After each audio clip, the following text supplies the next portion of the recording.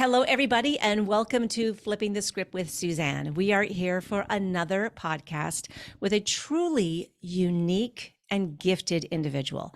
Now, all of my guests that I bring on serve a great purpose in our world for all creatives. And I'm not limiting it just to anybody in the entertainment industry.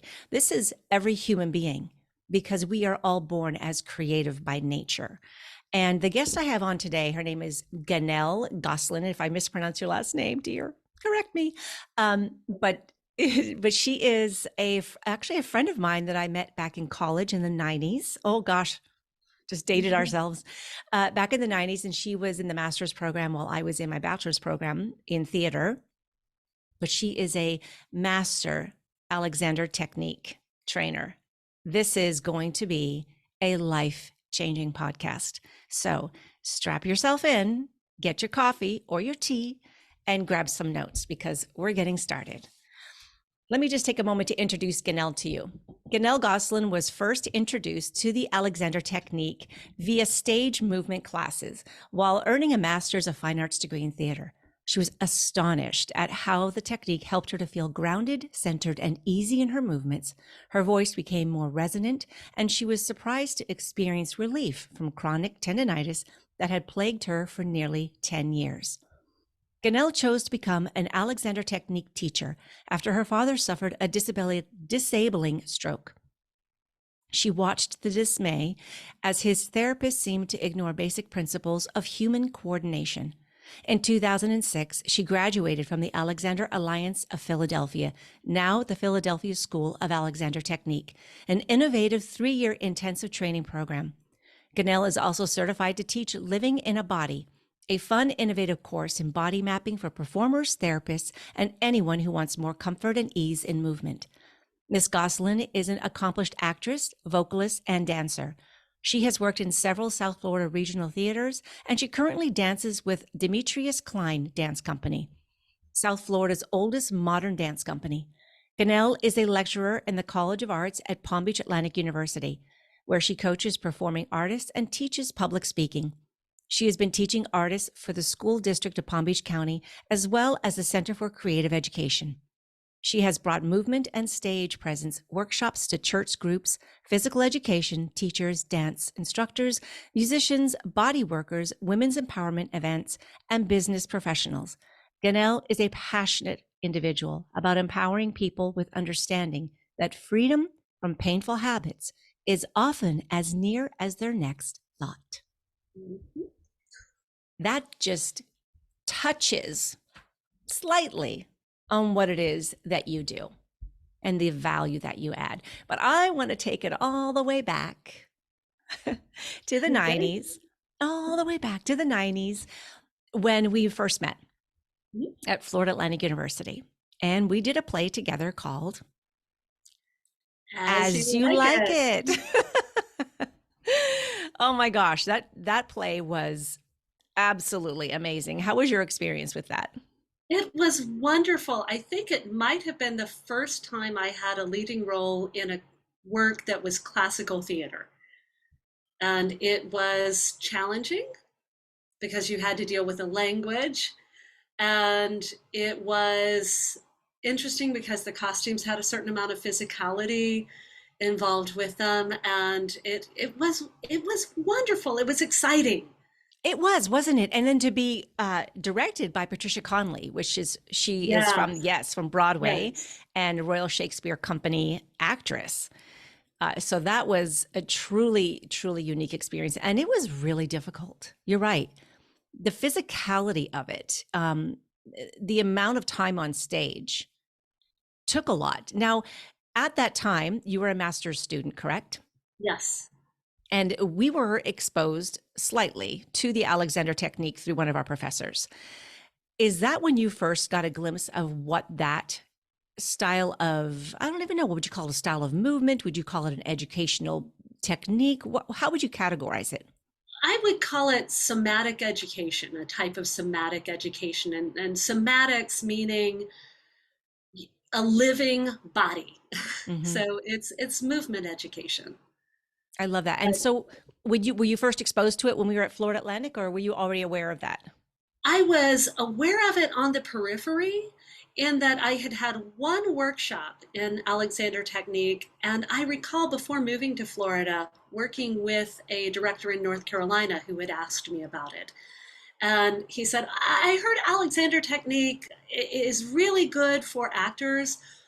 And you can always tell someone who's trained in Alexander Technique by how they sit and stand.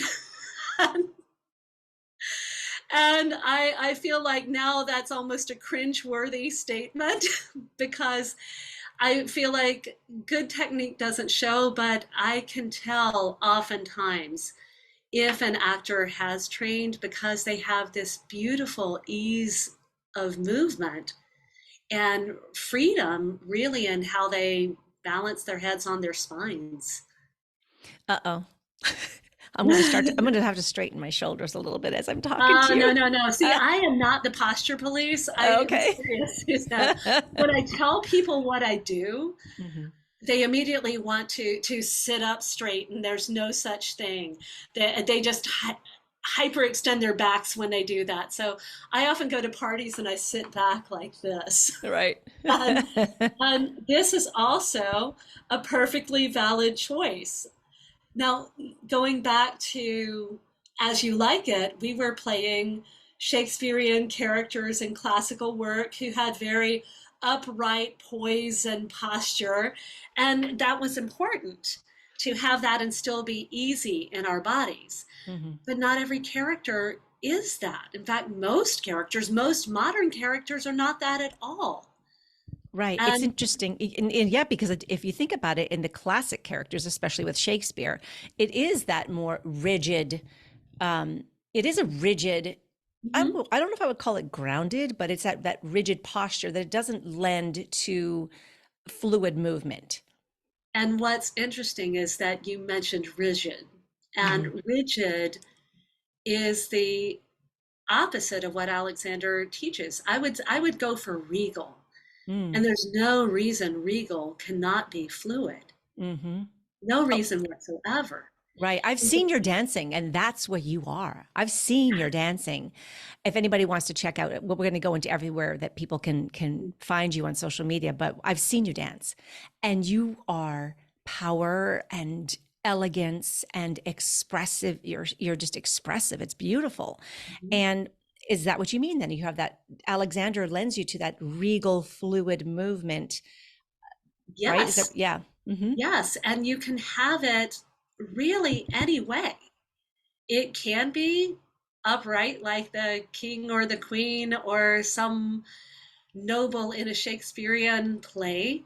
It can also be something that's very grounded and earthy and possibly stooped shouldered. You could play an extreme character in Shakespeare like Caliban, and you don't need that upright posture, and he's described as deformed. So if you were to call on some strange physicality with a shoulder raised and a body twisted and contorted. Now, if you did that as perhaps somebody who's suffering from some kind of physical difficulty or challenge, you would hurt yourself if Hmm. you had to do that on stage or on camera for any length of time. And what Alexander can give you is the ability to have some freedom, to find the freedom in whatever posture you happen to be taking. Because here's the little secret: I love there is secrets. Everybody, listen. no such thing as one correct posture. There are many, many positions we can be in. There's only good direction. Hmm. And whether you take a deep curved position, whether you're leaning back and spread out, whether you're leaning forward or just balanced upright, you can have freedom in any of those places, any of them. So there are really only good directions and ways out of habits that don't serve us. I don't even say bad habits. Hmm. They're they're there for a reason. Hmm. And it just happens that sometimes over time they cause us pain and hurt and cause us to use more energy than we need to. And there are other ways to So do what we want. is Alexander technique, when we're talking about actors, which we are human beings living a creative existence. So Yeah. whether you're an actor or not, it's Mhm. still relevant. Your body matters. How you move your body, where your thoughts are, and how they show up in your physical body is a mirror. That's what's one of the things I learned years ago when I started doing a lot more energy work about 15 years ago. And Mhm. it was recognizing that your body speaks to you and your Yes. body speaks through you. And it seems like with the Alexander technique, now let's take it to actors and performers, that when we can be exposed to that, we are also exposed to our own innate habits that we've Yes. developed over the years Yeah. that could allow us to go from being a really good performer to a great performer Yes. and being fully, I just got goosebumps. It's like being fully immersed in the character and the character being in you. So now you become one, and it's not this heady process. Now it's a No. physical experience. In fact, I found that physical work with the Alexander technique and with a few other things like body mapping or movement analysis can often bring you into a character much faster than doing the head work because our habits will often create blocks for the work, the brain work that we're trying to do as actors, or I don't care, it doesn't have to be actors, athletes, accountants, it doesn't matter, students. I work at Palm Beach Atlantic. If I have movement habits that create a certain physicality that has excess tension, it's almost like I put my own body on lockdown. I was telling my public speaking students this morning because we were having a lesson on listening.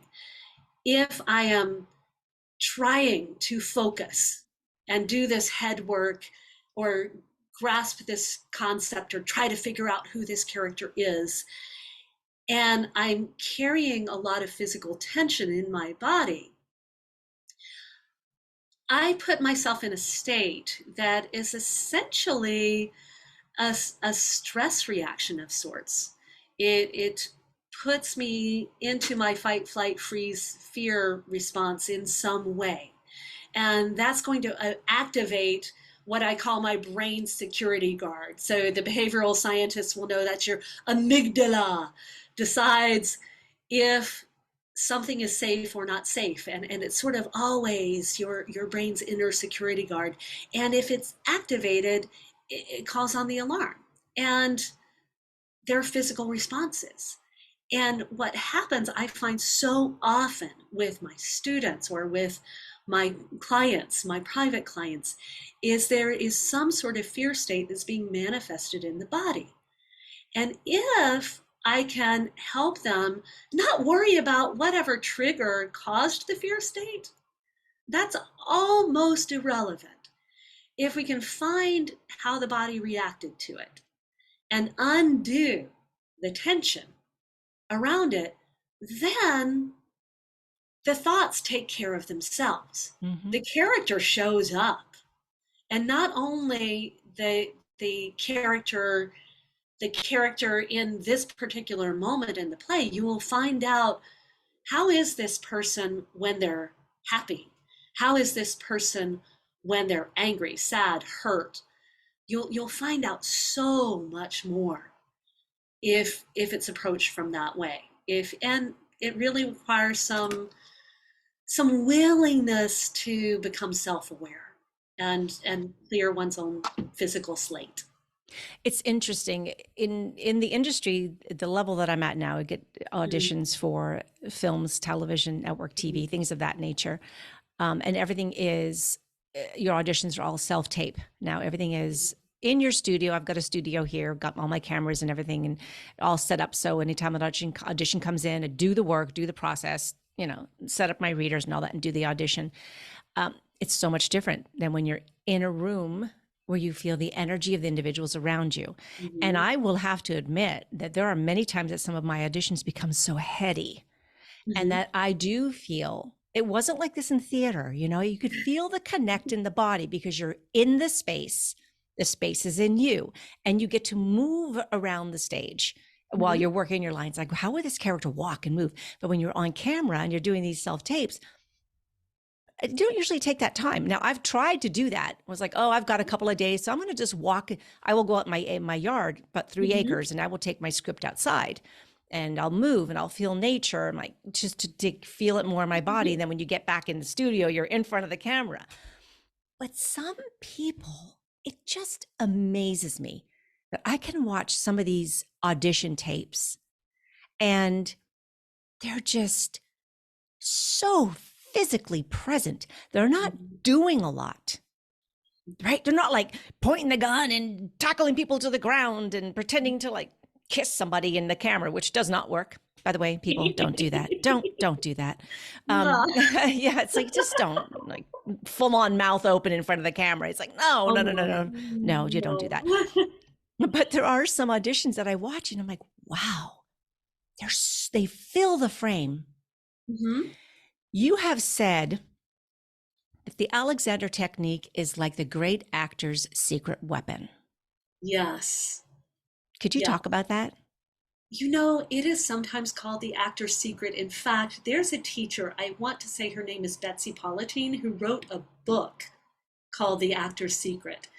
And it is because so many really celebrated performers from the time that Alexander was working through today. I'm thinking Lupita Nyong'o is the most recent actress that I can think of that comes to mind. Alan Rickman. Mm. I'm dating myself because I'm a big Monty Python fan, but John Cleese. So many of them have We this. are the knights who say neat. Yes, I'm dating myself too. yes. There is this ease Yes. that comes with it, that comes with the technique. And it isn't just dancers, there are also musicians, people who, Joshua Bell, I want to say, and oh, a few of their names are escaping me. I'm having a menopausal No, moment, mental because pausal moment. there's probably I would venture to say thousands. There are thousands because if you look at the Broadway actors, probably a lot Oh of them, boy, yeah, yes. yeah, probably a lot of them have been through that because a theatrically trained actor is different than an on-camera trained actor. There are two different worlds. And you can cross over. So anybody listening to this podcast that says, "Oh, I've always done film and television. I would love to do theater. Can I cross over?" Or vice versa. Yes, you can. A good Yes. actor is a good actor. A great actor is a great actor. You just learn different techniques for whatever platform that you're on. But bottom line is something like the Alexander technique can give you that Yeah. fluid expression regardless of which platform you use. Even if you're a TV host, like you said, you're in business, you're corporate, you're a therapist. Children, you've also worked with children as well, Yes. haven't you? Yes. Yeah. Children So at Center for Creative Education. Yes. yes, because that's what you're doing right now. Exactly. So can you walk us through a little bit of the process of when somebody starts to work with an Alexander Technique trainer, what does that first time look like? Okay. The first time will often involve a little bit of finding out how somebody sits and stands and walks and moves. So in a first lesson, I will ask I will ask somebody to walk around Hmm. a little bit. And I observe their walking, and it is a little awkward sometimes to be observed while you're walking. And I try to make it humorous. I might crack a joke or give it a stimulus, but it's just for me to see how that person organizes himself or herself or their self in space. And then when I watch, sitting and standing, I can also see, well, how do I fold and unfold my body? How do I manage different levels, high, middle, and low? And if they have an activity, it's not usually brought into the first lesson. A first lesson is just finding out where that person is. And that's important because I can only start from where I am. Mm-hmm. It's a big thing we deal with is often in our lives we are one or two or five steps ahead of ourselves, trying really hard to do something and getting in our own way. So I have to see where somebody is. And then there are two things I will always leave a first time student with. One is a little bit of better organization for what's going on up here in the head and the neck. And also, very important, and it's one thing that separates me from a lot of my colleagues as an Alexander teacher.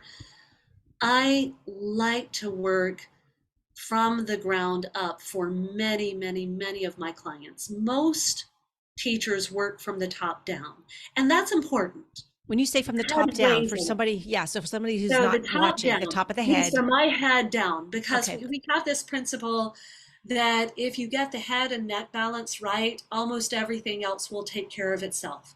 And that is true up to a point. But when people have to change long held habits, they need to feel safe. And I find the best way to make people feel safe is to help them actually let the ground be the ground and let the ground support them. Mm. Otherwise, they try to manufacture support. And it is funny how they do it. It's in the shoulders or it's in the hips. They tighten in the hips or the knees, any number of places where they make what I call false floors and don't actually make use of the support that's already there. I have a little saying, if nobody's ever coming to me for a lesson, your listeners can try this right now. Wherever you happen to be sitting, wherever you happen to be standing, if your feet can touch the floor, and it doesn't matter if they don't, but if they can, just feel the floor with your feet. Notice I did not say feel your feet, that's different, and it won't help you at all. Right. Feel the floor with your feet. And yes, you can do it through your shoes. You do it all the time with a pen or a pencil. You feel the paper or whatever you're writing on or the table through. So feel the floor with your feet. And that's accessing support. And if you happen to be sitting, let the seat be the seat. Feel the seat with your seat, with the back of your legs, with your sit bones. Isn't that nice? What's interesting is it, and this goes back to what it's kind of my go-to when I find myself getting very heady in my life. Mhm. Like I'm a Gemini rising, so my mind is constantly spinning. It's like the spinning ball on the computer. It's like that's my Mhm. mind. And then I know when it happens because then I start to get very floated, get a Yes. very floaty feeling, like I'm having an outer body experience. And sometimes Mhm. it does happen where I literally am like, okay, I'm not in my body today. I'm of the world and I need to get back into the body. Mhm. And that's where I will listen in and I will ask Mother Gaia, I will say, just connect to me. I find that I can do that just simply by sitting Mhm. and getting quiet for a minute and just feeling the earth, this Mhm. massive rock that has been in floating in space for there's no word. It's a Billion. multi-dimensional, right? So we have no Yes. time. There is no time when it comes to that. Mhm. It's But we amazing. have been given Yeah. this gift of a planet without the gravity. We have Mm-hmm. these notions that we have to fight gravity. Mm-hmm. And actually, without gravity, we would have no structure. Mm-hmm. We would we would float off into the ether. And that doesn't allow us to Hmm. It be just, supportive or give support or have support. hmm And yes, we are spiritual beings, but our bodies give us structure, and that hmm structure comes to us. Our unique structure comes because we have learned how to balance upright in gravity, and that's a beautiful thing. amazing thing. And to It move is. and even when you're not physically upright, you are Mhm. always supported. Uh, We are oh, always. even I just what was coming to mind when you were talking was I could see these parkour people that literally fly through the air, but then Yeah. they land. They always have Mhm. to come down. That they defy, it's like they defy gravity, man. They can fly over things, but they always come back down in a solid, while it does appear to be highly impactful and painful, they don't seem to think so because their bodies are accustomed to it. They understand how Because to they're move. yielding. Exactly. They Yes, are a good yielding point. to the earth, and you Hmm. can only move out of it. I tell the dancers this all the time. You will only get out of the ground what you give to it. So if I can practice first, Hmm. really allowing myself to receive that support from the earth, whatever position I'm in, if I'm standing, if I'm sitting, if I'm lying down, and then no matter what posture I'm in. Right now, I'm up on my sit bones. I could lean forward or back, as I mentioned before. Hmm. It does not matter as long as I take the support first.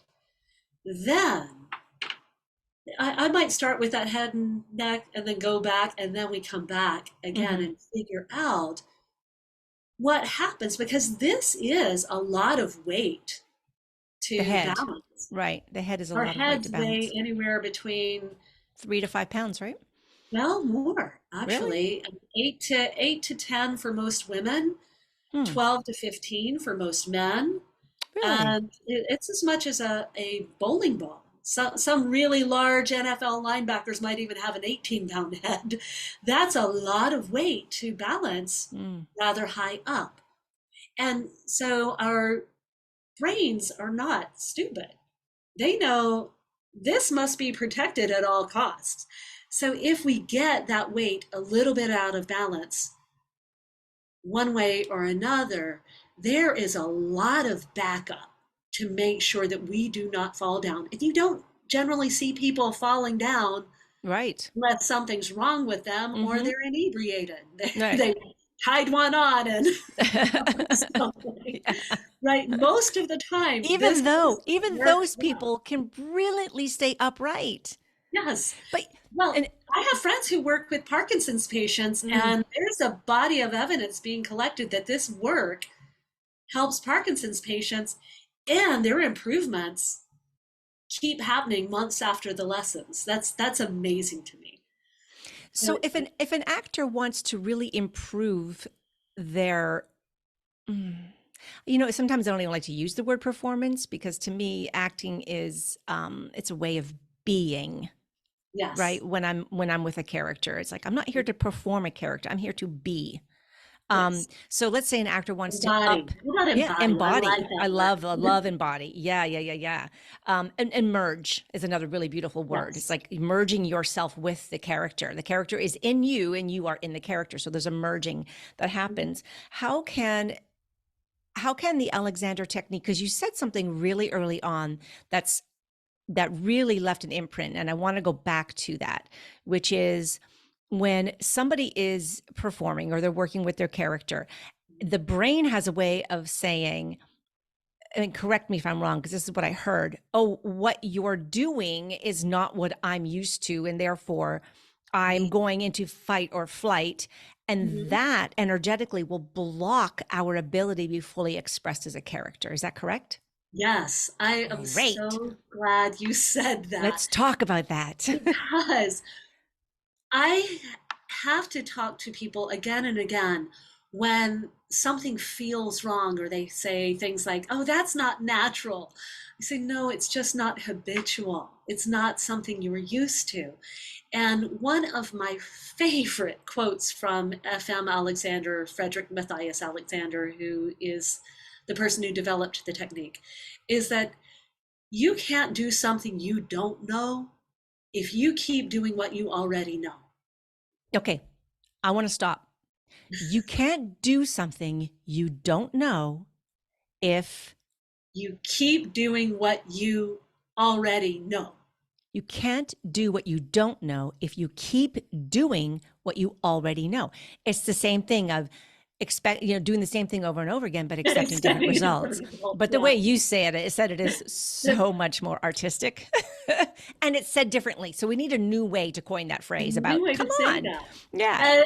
And that can be scary, stepping into the unknown. That in and of itself will bring in these fight, flight, freeze, or faint, disassociate responses. So I'm there to help make that safe. And what happens if I'm not careful, if I'm trying to step into something that feels different, is I need to approach it with a little curiosity. And let's say a lot of times I will go ahead and address the P word, the posture word. A lot of times we have these ideas about posture that I'm supposed to be upright, stand up straight, those kinds of things in my way of presenting. And we will hear things say in yoga or Pilates, just open your heart, or in dance, lift your sternum is a big one. Mm. And we don't go back and look at, why does the sternum need lifting in the first place? Why is somebody slouching or slumping? And I don't mean the emotional, mental reasons why. I mean, they're not falling down. That slump, whatever they've adopted, is a response to probably either not being grounded or not having their head balanced on the spine in a way that it can be managed uprightly or managed easily, or both. Frequently, it's both. Mm-hmm. It can be a little chicken and egg to figure out what started first, but it's a response. And so if I were taking somebody out of the slump, and by the way, it is easier to get somebody out of a slump than it is to get somebody out of these super upright, rigid positions. It's almost like I have to coax them into slumping to get them To get them up. to relaxed, Yes, right? Because there's it can be done. in training, when I was a fitness trainer, we were taught that in order to, you know, to stretch out the chest muscles, you had to roll your shoulders back and squeeze and get the rhomboids to squeeze together and the scapula down and that is like, just, I know if anybody could see this on camera, they would see it. It is so uncomfortable. And it It doesn't, is. And it's it not, doesn't do anything. It it just does creates nothing. more tension. It does. It It does. does. And there's a reason that people don't hold it for very long. And they've been like that for a while. And as soon as they don't have to do it anymore, It's exhausting. they It's like a breathe workout. a sigh of relief. Yeah. And it raises your blood pressure, and it hurts your voice actors and singers. And it wastes a tremendous amount of energy. Energy. It is exhausting, as you said. So if somebody is slouched to begin with, what's often happening is they're collapsing, and you can, I'm going to go ahead and do it like somebody who might actually real person collapse. And you, did you hear what happened to my voice when Oh I yeah. You lost the air in your voice. I Yeah. lost it. It's getting a little I'm having to work harder to get through. It's throaty. Yeah. If you had to talk through this on stage, it would, It would hurt you your develop voice. laryngitis pretty Hmm. quickly. Yep. You would hurt your voice. So somebody might come along and say, sit up or stand up straight, or roll your shoulders down and back. Okay, so let me do that. I'm rolling my shoulders down and back. It's marginally better. My voice is louder, but But there's I tension. there's tension in it Yes, there is. still. Yeah. I'm a little more upright. And it's tiring after a while, and it's gonna hurt in between my shoulder blades. Yeah. You can't sustain it. You can't And sustain it. here's the thing, if any of your listeners are listening, if you, and go ahead and try this yourself if you want to, roll your shoulders down and back and slowly raise your arms up and see how far they go. Oh yeah. They don't go That's very about as far far. as my head will go. They don't Right? go. You Yeah. completely lose your range of motion, Hmm. which for the athletes, that's not going to work. That won't work. So what's happening really when somebody is collapsed and slumped is their chest muscles are collapsed in on themselves, Right. and the collarbones are being pulled forward. And usually, I can turn here, so when you show this on YouTube, Yeah. the neck is squished and the head is rotated backwards on the spine. So there's a lot of different ways to get there, but I'm going to say the first thing, just go back, let the seat be the seat, and let your feet rest wherever they rest. But Ye- then, what if when these collarbones come forward, usually people also squeeze their armpits. Just decide to stop squeezing your armpits, Huh. and everybody does it. Everybody does it many, many times a day. Our stress responses almost always cause us to squeeze our armpits. Squeeze our armpits. Just stop squeezing your armpits right now. Okay. So did you see right immediately? I don't know. I don't That, think I squeeze my armpits ah, all day long, but I'm going to be more aware of that. well, you know People, what? don't squeeze your If somebody armpits. doesn't notice it, I'll say, okay, think of some chore you have to do today that you don't like doing. Which one? Which one would that be? And for me, it's picking up after my dogs. Right? Oh, yeah, But the yeah. least pleasant chore you have to do, and Wash usually there'll dishes. be a little squeeze, Yeah. right? So so just stop doing that. Stop washing the dishes. No, stop squeezing your Oh, armpits, or stop. Yeah, just notice if you squeeze your armpits. Okay, so I don't like washing the dishes or picking up after my dogs. I don't have to like that. hmm. I don't have to squeeze my armpits either. Mm. It doesn't Do you matter. think we do that because it's almost like a subconscious, it's like subconsciously we are trying to send signals to our body to be protected, to Yes. hold it Great. in and protect Yes. yourself because I'm doing something. It's that feeling of I don't really want to do this. I don't want to have So that difficult I'm conversation. retreating from it. I don't want to Yes. have the difficult conversation as an actor. It's like, I don't know if I know this character very well. I got to get this audition out and there's tension because it's like, I'm not ready but I got to do it. Yeah. If I just even think that and, you can definitely feel the body Mhm. constrict and it's micro, like you have to It's not, it's really, subtle. it's very And subtle. God's in the details, or the devil, and you Yeah. get to pick. You just So get to pick. so what happens with that, why people look so unconfident when they slouch and squish, is because they're essentially retreating from whatever the Mm. stimulus was. And this was just a way, without even having to deal with the trigger. The trigger doesn't matter, is just decide, I'm not going to squeeze my armpits just because I don't like this, or I don't feel confident about whatever it is. And that starts it. So then I've let my collarbones move out. And then I can add to that. I can help it along by just saying, oh, I'm not going to tighten my chest. Mm. You notice this is a power of no. It's like taking away things I'm already doing. Mm-hmm. And that's what trips people up. It's why the rolling shoulders down and back doesn't work, because this actually is, there's a lot of tension here. And if I pull my shoulders down and back, I just put tension there, but I haven't let go of this tension here. So let's talk about the sternum a bit because energetically, that's your heart chakra, right? Yes. And so a Yes. lot of times people will hold there because of, they won't know what that is because of their, a trigger, right? Which is what brings it up. But there, because there's some work in that energy center that needs and wants to be addressed. Mhm. So if you say that we don't need to know what the trigger is, but we do want to approach the physicality of the Mhm. trigger, Yeah. how then does an individual continue to now move forward with life going, okay, I'm aware that I have this tension in the sternum. I'm aware it's connected to wounding or fear or love. How do you now, not being a therapist, how do you now, I'll help that person with what you do with the Alexander technique, Mhm. provide ease with the trigger Yes. while you're working with the physical part? Does that make sense? Yes. Okay.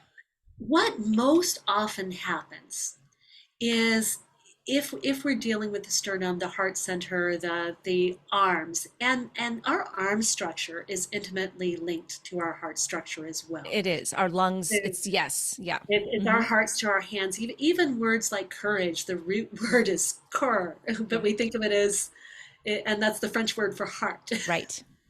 Damn Mon Yankees, cœur, you oh mon gotta have cœur. heart. So if I start to deal with, say, this habitual squeezing, and it's really for any of the physical trainers out there, it's my pectoral muscles around my sternum, major and minor. So if I Hmm. just decide just a little higher, I am going to just not pull my collarbones or pull my shoulder blades forward. The only reason they're going to be forward is I am pulling them forward. And I decide to stop doing that. Frequently, if it is something like an audition or an interview that I'm nervous about, or a presentation I have to give, or a snarky boss I have to deal with, or a task that's just unpleasant and yet I need to do it because I'm a grown up and I'm just going to Hmm. do it. It's interesting that the task doesn't change, the situation doesn't change, but my perception of my competence to deal with it changes. Exactly. And I will give a caveat. When there are people who have been adopting these kinds of postures, though sometimes it's not the collapse posture, it's a very rigid upright posture, and it's let go. Sometimes in the case of somebody who's experienced an extreme physical or emotional trauma or both, that comes up. Hmm. And and it's going to be very important for me as a teacher to create some safe space around that. But I also make sure that I'm able to refer people to trauma therapists and to resources to help them deal with that, because it's those things are really trapped energies that need to have a safe way of dissipating. And I strongly suggest somatic therapy for that, because those things don't live where words are. They live in the body and they need to be addressed. So a lot of trauma therapists are Hmm. trained in some kind of somatic practice to Hmm. be able to help discharge that. And I will share this very because I'm an open book. And this is why it's Mhm. called flipping the script, because I'll Yeah. turn a page and you never know what's going to come up. So I did do some somatic healing around the loss of my son Mhm. when I was pregnant with him at 5 months old. Or I wasn't 5 months; he was, and yeah, he was still in utero, and it was not dealt with after Mhm. his moving on for many many years, and there was a tremendous amount of tension held in my body Mhm. that I was able to move through it, becoming a fitness trainer. So there was a lot of weightlifting and Mhm. and what have you, and then it's only been, and this was about 21 years ago. Mhm. And it's only been this past year in 2022 where Yes. I went to my acupuncturist because of some natural gifts that have started to surface for myself. And I was looking at helping those gifts to be more freed up. And in the process, she did somatic work on some past trauma. And that one came through Mhm. in my body. And it was absolutely freeing. Mhm. And what it also did for me was that it allowed me to recognize that that trauma existed. Mhm. It allowed me to recognize that it's always going to be okay to talk about it, Mhm. and that I'm always going to be safe, and that I no longer have to hold and carry it with me. It's the gift of it, because there's a gift in it. Um, Yes. as much as it's hard to admit, and people would say, "How could that be? There be a gift?"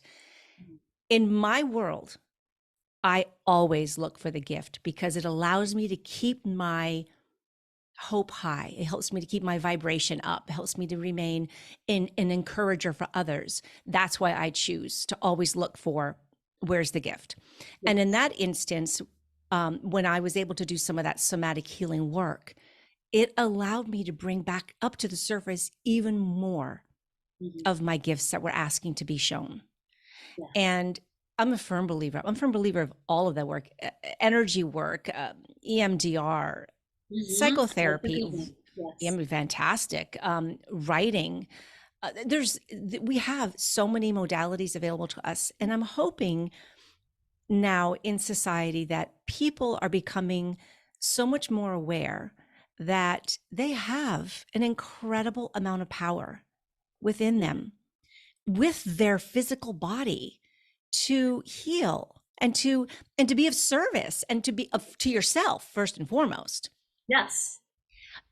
So you and I want to talk about something that's also extremely important and how what you do is serving our community Mm. in a really important way, life Mm. changing.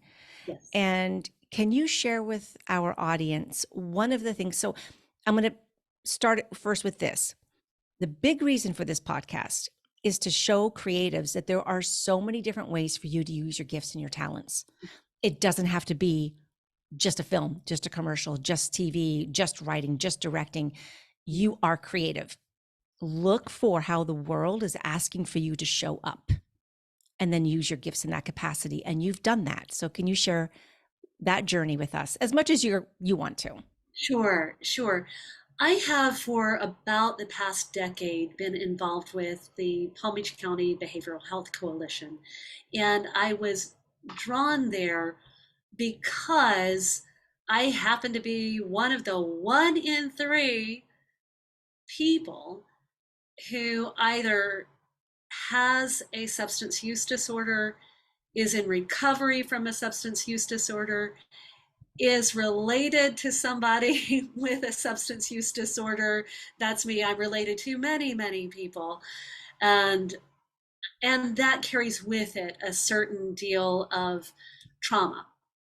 And I had to find ways to deal with that. And I think going back to what you mentioned earlier about how to be able to use somatic work like the Alexander technique and other modalities for healing.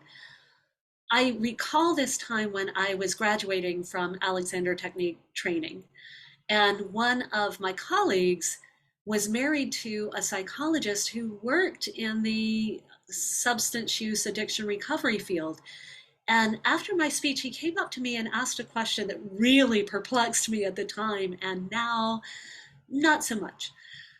He said, how does somebody as sensitive as you get along in the world? He said, I have clients as sensitive as you are, and most of them are recovering from heroin addiction. Mm-hmm. And I said at the time, it can only hurt me if I hold it in. I've just learned how to move it through. And dance and Alexander technique, acting to a certain extent too, was a means of being able to explore things that, let's just say, in my family of origin, were not safe to express. Yeah. And so by being able to keep my body free, and Alexander technique just happened to be the tool that clicked with me, and I decided I really have to figure this out. And because it's really practical. What I love about it is you don't have to go do something. You don't have to go sit and meditate for half an hour, although I do have a meditation practice. It's something that, like that, I can give myself a cue and shift the experience right in the moment. As I say on my website, change happens the instant you change your mind.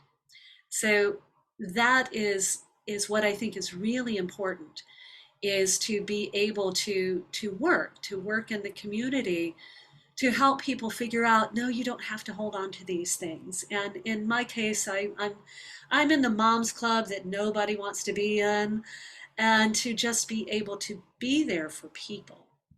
The thing is, when other people are going through things, and most creative people are such highly sensitive people. Exactly. We have a high degree of empathy, and we will mirror what's right in front of us and get ourselves into quite an emotional state, get carried away with other people's emotions. And then it can be ungrounding. It can be very difficult because when we do that, there's also this kind of our flight, fight, freeze, faint.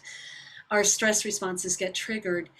If, however, I can recognize right in the moment I'm doing that, whether whether it's in my interpersonal interactions, relationships with people, or what I'm doing in my practice, professional practice, creative or whatever, I can be calm, I can be stable, I can keep my own self free. A different kind of energy, a different kind of light emanates. It means that I can be a guiding light to people. It also means if I take that stability that's already given to me, then I can be a source of stability for other people. And I don't get pulled overboard into their emotions. I'm more of an anchor for them. And and I don't lose myself in the process. It's a very important topic. Creatives are uh, they're very heart-centered individuals. They can be cerebral. They are strategic. I mean, it's just looking for how do I get my art out into the world, Yes. and they're not always going to be surrounded by the most encouraging people. No, Most of the no. time, they're not because their friends, their family, their main influence around them, they want to keep them safe, Of and they don't course. recognize that artists aren't looking to be safe. That's not what we are here to By do, right? It's like, the way, you can thank your amygdala because yes, that's all that is all that security guard in your head is yeah. trying to do is to keep you It's safe. just to keep you safe. And what actor do you know that says, I really wish I would get an audition for a secretary welcoming a new person in the office? I mean, that's about as safe as you can get, you know? I don't know about all the other actors out there, but I'm looking for like, how can I be like the lead alien on a spaceship where somebody is coming to invade the planet and I have the secret formula, you know? It's like, give me something No, big I and want dangerous. Paulina in The Winter's Tale me. That's Oh, okay. But we're not looking for that. We're not, we're looking for that. Oh, I can even feel it in my body as I'm saying it. It's like that physical rush, right? It's that yes. fully immersed physical rush of a Mhm. performance. Mhm. So I want to ask you, can actors, obviously they have to, if they wanted to work with you, it has to be one-on-one, face-to-face. There is no zooming on the Alexander technique, is Actually, there? yes, there is. And Really? that was one of my greatest surprises in the pandemic.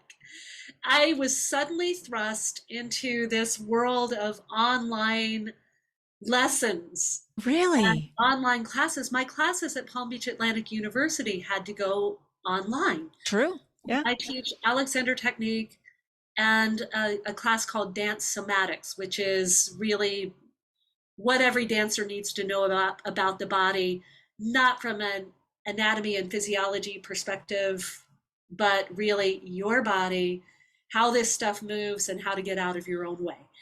Well, the biggest surprise, and this will not surprise you at all, Suzanne, it was easier to see people's subtle movement habits on the screen because I'm theatrically trained. I Mm. have to refrain from doing all this big movement on the camera that is busy. And I was able to see the little bitty things that people do that are like paper clips holding down a helium balloon. Wow. It's that subtle, but it is also keeping them from flying. So, so Oh, that just excites me. I'm like, I'm right. yes. I want to come to your, I wonder, So can we yes, do? I do. And the Zoom lessons, I don't usually do full hour lessons on Zoom. It's more like 30-minute consultations because most people, it's a lot. And the screen itself provides some triggers that we have to get around. Sure. But that's also good for business people who have to be in online meetings. Oh, yes. Oh, yeah. Yeah, yeah. I hear you on that one. You know what? But one-on-one lessons Mm-hmm. are really great. And I get to use my hands to help people. Everybody loves the feeling of an Alexander teacher's hands.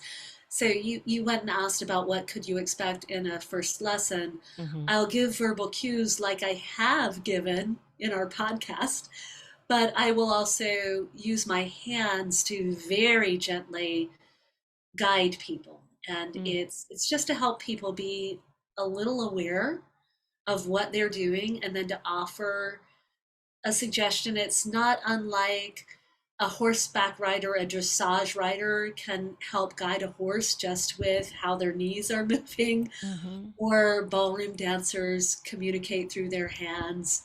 I happen to, I'm a little too chicken to do parkour, but I adore contact improvisation. To me, that's like, Yeah. I wouldn't do parkour, yes, not at my age. I would be like, oh man, I got to get up off that bench. yeah. Yeah, my version of this would be contact improvisation, where I am not always balancing my own weight. And if that other person's not there, I'm falling to the floor and I have to Yeah. know how to get there. Yeah. But yes, it's a way that you communicate through the sense of touch. And you get that in an in-person lesson, which is really the only difference. Hmm. So can actors, let's say somebody has a big audition Mm. and you're in West Palm Beach County, Florida. So if somebody has an audition and it requires a physicality to it, can they hire you for just to prepare for that audition? Or is this more like, no, we really need to work from the foundation and erase all the bad stuff before we can build up the good stuff? Or can they really just come in for this one time? I have a character that needs to do XYZ and I want to be able to feel it more in my body. It depends. Okay. So if a person like you, one, I know you've already had some Alexander when we Mm-hmm. were in college together. You have done somatic work, Mm-hmm. body work. You already know your body fairly well. Yes. Yeah. So yes, immediately you could come in and we could work on that physicality. For somebody who's a complete newbie, we can work, and I can work with discarding some of the habits Mm-hmm. there, but we probably couldn't get there in one lesson. I, Right. I usually tell people who are new to the work, try 6 lessons. I'll give you a break on my hourly rate if you take 6 lessons. And then if you become a movement geek like me and Mm-hmm. take the full 24, 30 lessons, then you get to be very well on your way with the work. So how I mm, also consult on productions. I haven't oh done that for a while, but yeah. that's how I first came to PBA. Was I was a consultant on some of the theater productions. I'm going to definitely have you then in my list of go-to people for productions that need some of that on-set support. You know what I would like to do that came to my mind as we were talking, and I really, when I get an idea, I just am like, oh, I wouldn't have thought of that, but let's do it because I was given a go do it. Yeah. I would like to meet up with you with a camera, if that's okay, Ooh, and use me as a guinea pig to show the process that would of be wonderful. That would be yes. so Wouldn't that fun. be so fun? It's like, okay, use me as a guinea pig. Oh, look at Suzanne. She's slumped. She's got this. Why is your foot crooked? You know, whatever it might be. I'm all for it. Or she's upright, Or and she's like, oh, or, look oh, look at at that. Suzanne. She's That's really an got it going aggressive on. posture, by the way. That Yeah. hyperextended That, oh, posture. yeah. Hmm. It's like it's if I went to the extreme, it's like a good old boy on Saturday night spoiling for a fight. Yeah. And maybe that's what you want to give off, but usually not in a first meeting. Not in the first meeting. No, no, no. So we'll have to make that happen. That Yes, would be, I'll get a crew together. We'll film it. I just love to do stuff like that. That would be that would just, be fun. that would I'd be so love much that. fun. So, I know we could have so much more to talk about, but I know that our listeners got a lot out of today, and I definitely want to bring you back, and we'll Great. kick it up a notch. We'll kick it Yes. up a notch. Let's talk about the word that's coming to mind is taking comfortable risks. Oh, I love Ooh, that. wouldn't that be a great topic? Like, how do you take a comfortable risk as Hmm. a performer? All right, podcast I got 2. too. Comfortable ribs. Absolutely. I love it. Thank you so much for being here today.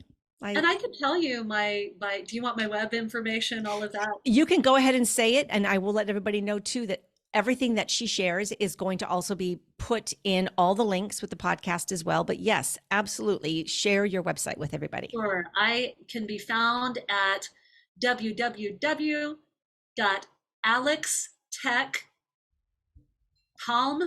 www.alextechpalmbeach.com. And I also have a Facebook group called From Pain to Joy. Great. I'm going to see if I can embed those two pieces of information on our Or video before I post it up on YouTube. So there will be a trailer for this on YouTube. That will definitely be a part of it, and I'll edit it so that I can put those two pieces of information right into the video, and all of your links will be there as well. And the fantastic. podcast will show up on about 6 or 7 different platforms. And make sure I have your Instagram as well. Can they find you on Instagram? You can find me just by my name, Gaynelle Gosselin. Okay, I great. I And don't have a business page for Instagram because I'm a little bit of I shouldn't say technophobe. I've got a little bit of something old fashioned in I me. know it's But yeah, yes, it's the new world. I know, I know. but but Yeah, face to face is still always better, and I'm so glad that we have these Zooms, that we can do conversations like this as well. it's amazing. It's amazing. Thank you so much for being here Thank today. you. I wish you an amazing 2023, You and I too. know we'll be seeing more of each other. And everybody that's listening today, please connect to Gaynelle. Reach out to her, ask questions about the Alexander technique. It is life changing. If you are a performer, it is. I'm going to be doing it. I'm going to tell you right now, I will be reaching out to you because I am leveling up my career, and I have big goals that are going to require more of that physical uh, agility. Let's just say Yes. freedom in my body, and ability to move with greater ease. So I look forward to reaching out to you and going through some sessions to allow that to happen. Wonderful. Thank you so much. Thank you. All right, everybody, have a great day. Don't forget to like and subscribe to this podcast, Flipping the Script with Suzanne. Please share it with your network, post it online. And if you're listening to this and you have a special message that you would like to share with my audience, please feel free to reach out to me. You can find me at SuzanneCovey.com. You can find me on Facebook at Suzanne Covey. You can find me on Instagram at Suzanne Covey. Nobody else has my name. So anywhere you put my name, you will find me. LinkedIn as well. And send me a private message and let me know what you would love to share with the audience and how we can be of service to the world. Thank you all so much. And Gaynelle, once again, have an amazing weekend. I'll talk to you soon.